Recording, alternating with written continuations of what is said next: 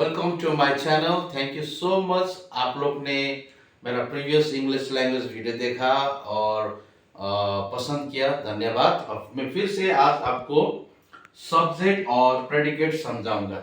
ठीक है, what is subject and predicate. तो सेंटेंस उस दिन मैंने समझाया था, वही सेंटेंस में दो भाग होता है। तो एक भाग होता है सब्जेक्ट, एक भाग होता है प्रेडिकेट। तो सब्जेक्ट में ज्यादातर सब्जेक्ट नाउन और प्रोनाउन होता है, ये चीज याद करना है।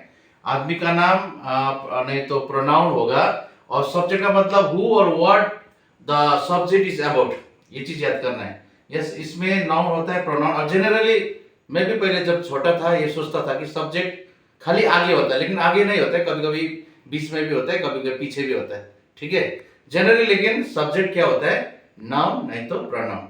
So you should understand subject is either noun or pronoun. और predicate वो होता है, predicate ज्यादा verb होता है, verb से सब predicate something about subject। predicate definition वही है, जो subject के बारे में बताता है वही है predicate। ठीक है, जैसे उदाहरण के लिए, एग्जाम्पल के लिए यहाँ पे लिखा है babies cry। तो babies हो गया subject क्योंकि ये noun है। ठीक है, और cry verb है, ये subject। दो ठो है, देखो एक एक है, देखो सब्जेक्ट भी है, प्रेडिकेट भी एक। और यहाँ पे लेकिन लंबा सेंटेंस है, the Indian team own the match. यहाँ पे द इंडियन टीम सब्जेक्ट हो गया। देखिए सब्जेक्ट खाली एक वर्ड नहीं होता है, यहाँ पे तीन वर्ड्स है, और ओन द मैच ये भी तीन वर्ड है, ये प्रेडिकेट है। ये नाउन में नाउन है और ये वर्ब से सब प्रेडिकेट। ठीक है, तो एक चीज नोट करना है, subject predicate can be more than one words. अब क्लियर हो गया? आपका दिमाग में ये नहीं रखना है कि सब्जेक्ट खाली एक ही वर्ड होता है, सब्जेक्ट दो वर्ड्स तीन वर्ड भी होता है। ठीक है, लेकिन मैंने उस समय भी आपको बताया था कि सब्जेक्ट कभी कभी प्रेडिकेट के बाद भी आता है। मैं भी पहले छोटे में यही सोचता था कि सब्जेक्ट खाली आगे वाला आता है, लेकिन ऐसा नहीं होता। जैसे फॉर एग्जाम्पल उस दिन मैंने समझाया था इंपेरेटिव सेंटेंस।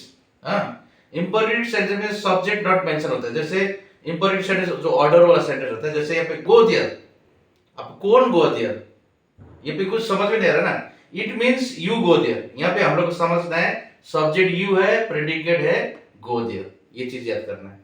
और दूसरा है इंट्रोगेटिव सेंटेंस, यानी क्वेश्चन वाला सेंटेंस। जितना भी क्वेश्चन वाला सेंटेंस में जैसे हो गया what are you doing, subject तो आगे नहीं होगा ना। देखिए यहाँ पे प्रेडिकेट है what are, bring closer, you हो गया सब्जेक्ट और डूइंग हो गया प्रेडिकेट, यानी सब्जेक्ट तो बीच में आ गया क्वेश्चन वाला में। हाँ, जैसे आप एक्सक्लेमेटरी सेंटेंस, जो खाली ऐसा वाला sentence, how beautiful sea is, कितना सुंदर है वो। हाँ, यहाँ पे प्रेडिकेट सी अंडरस्टूड है, सी है जो प्रोनाउन मैंने बोला था ना, सी है, और हाउ ब्यूटीफुल प्रेडिकेट है, और इज प्रेडिकेट है। अब असर्टिव सेंटेंस देखिए, असर्टिव सेंटेंस में देखिए in the jungle lived a lion, यहाँ पे भी लायन सब्जेक्ट है जो बाद में आ रहा है। हाँ, इन द जंगल लिव्ड, ये तो पैसिव वॉइस है ना, ये पे प्रेडिकेट हो गया। सो आपको याद करना है कि सब्जेक्ट खाली आगे नहीं होते। हाँ, सब्जेक्ट कभी कभी पीछे भी होता है, और सब्जेक्ट खाली एक शब्द नहीं होता है, बहुत सारे शब्द होते हैं। So subject is not only one words, there are many words, and subject sometimes it comes in the middle and sometimes it comes at the end, sometimes we have to understood. But generally बच्चे लोग को क्या देखना है, class 1 2 3 का subject खाली आगे होता है। आपको क्वेश्चन होता है कि सब्जेक्ट कौन है, उसमें अंडरलाइन करना है, और सब्जेक्ट हमेशा याद करना है नाउन नहीं तो प्रोनाउन होगा। ठीक है, नाउन नहीं तो प्रोनाउन होगा, you should understand. And predicate is always from verb, that is predicate.